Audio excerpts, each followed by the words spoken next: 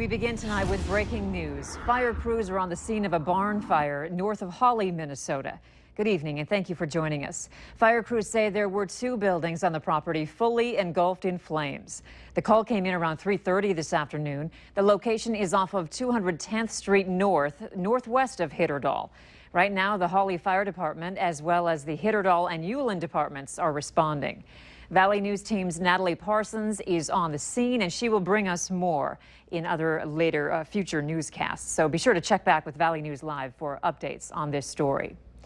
Not as chilly out there today, with a little bit of sunshine too, but we hear there's more rain and thunder in the area, and we're wondering if it will impact our evening plans. Let's head over to Chief Meteorologist Hutch Johnson for a look outside. Hutch?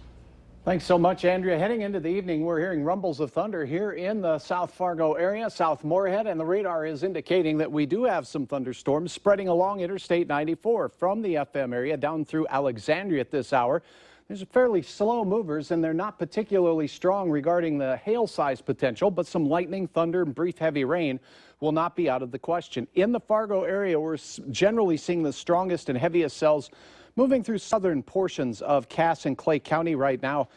Some of them lifting northward towards Moorhead and Hawley, others dropping southward into portions of Richland and Sargent and Ransom counties as we go through. We're also seeing some showers from the airport in North Fargo, but the heaviest looks to be pushing into the southern metro. Now here at the studios, we'll get a good brief shower. Up north, we have scattered showers and a few rumbles of thunder for Kitson and Pembina counties. Other than that, it looks like our temperatures will be on the cool side this evening. Dark skies, a few strikes of lightning. Have that umbrella handy as you're heading out to watch the game tonight. I'll have details on your weekend outlook. It does look like we'll get to enjoy some summer-like conditions. I'll have details in a moment. All right, thanks, Hutch. Police are still looking for a suspect who made a threat that closed Holy Family Church and School in Grand Forks. The doors of Holy Family School and Church remain locked today after a threat to the facility yesterday. As Valley News Team's Neil Carlson shows us, police are now releasing a bit more information about what type of person may be responsible for all of this. Police are running extra patrols around Holy Family Church and School night and day. Church officials decided to cancel everything today after receiving a threat on Thursday. Folks who live next door aren't sure what to think. It's hard to say with the way and what little bit of information they're releasing. So. Yeah. I see you got little kids over there, so it's kind of disturbing to think about. Yeah, it's not something that I said you want in the neighborhood, especially with the young ones around. So, police have now added a bit of clarification about the threat. The actual threat wasn't against the school. Yeah, I don't want to get into specifics of what the threat was, but the threat was not specific necessarily to the school itself, but more, the facility in general. Lieutenant Mackey won't comment on whether that threat was delivered by a phone call or a note. However, he says detectives now have some leads they're tracking down, but they'd still like the public's help. Would appreciate if any citizens or community members do have information, if they know of someone who maybe is upset with the facility or has been speaking quite negatively. We'd certainly appreciate them to contact us and let us know. Meanwhile, the playground was empty here today as 100 K through 5th grade students stayed home. And the doors of the church were also locked, except to the parish priest. In Grand Forks, Neil Carlson, Valley News Live. A funeral was held as planned at the church this afternoon, and they will hold regular masses as scheduled tomorrow and Sunday. The school will reopen on Monday. A body was found early this morning at the Hoot and Holler restaurant in Otter, Minnesota. The Otter County Sheriff's Office says that Joseph Brennan died of natural causes. Chris Scander, the manager at the Hoot and Holler restaurant in Otter, tells Valley News Live that Brennan was a well-known customer of the restaurant. Here's a look at this week's Valley's Most Wanted. 38-year-old David Cruz is wanted for theft of property, preventing arrest, and driving under suspension. You can call your local law enforcement if you have any information on Cruz. The Fargo Police Department is asking for your help in identifying someone possibly involved in a theft case. Take a look at this picture. Police are trying to identify what company this truck belongs to, and they say the driver is a person of interest in an active theft case. The truck appears to be white with maroon on the lower section, has a grill guard, possibly a computer or electronic device on the dash. If you have any information at all, you're asked to call the number on your screen, 701-241-1405. One man is dead after a truck crashed off a bridge in Becker County. The Becker County Sheriff's Office says 48-year-old Edwin Stanhope of Waubun was driving north on 2nd Street in Lake Park around 11 last night when his truck hit and then went over the bridge above the railroad tracks. The truck came to a rest near the tracks and was then hit by a piece of guardrail that had been hit by a passing train.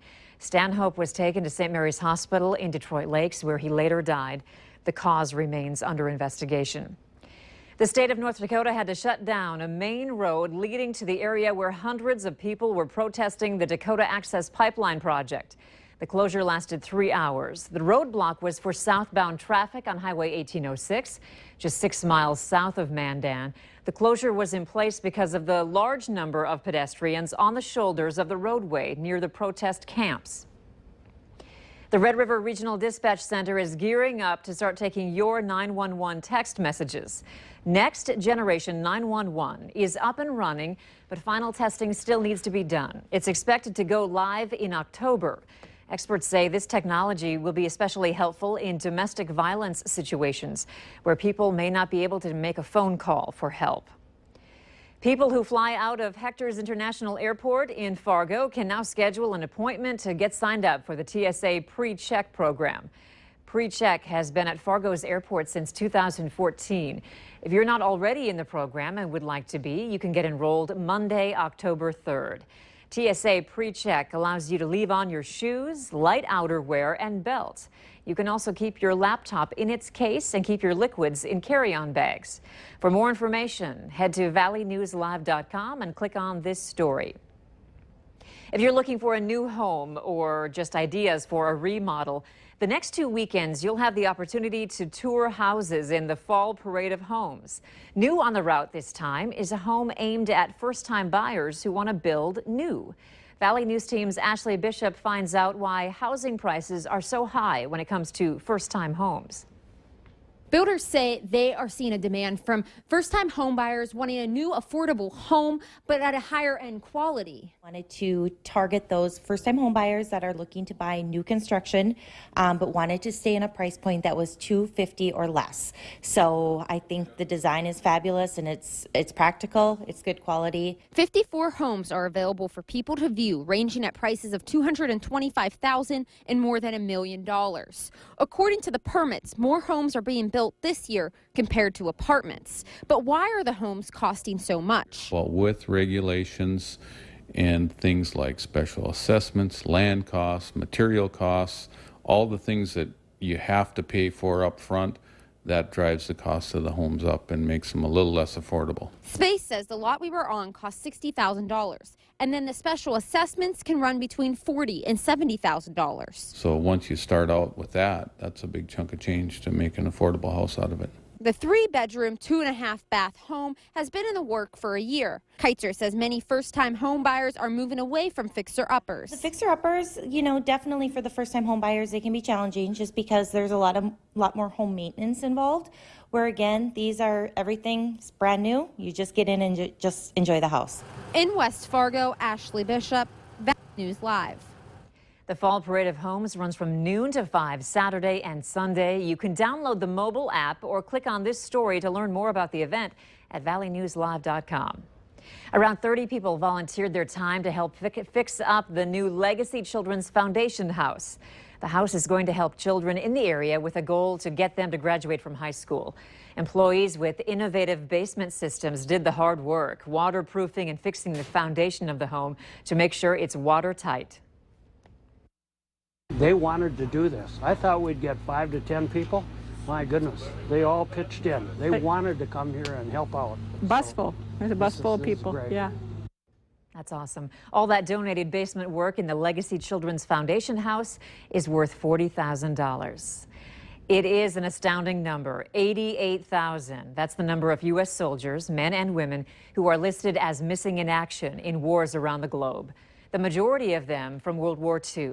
And today is a day we remember them all, National POWMIA Day. And to celebrate, there was a ceremony on Veterans Memorial Bridge today.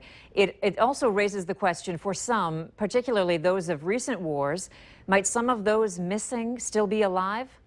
From the Vietnam War, for example, more than 1,700 are listed as MIA.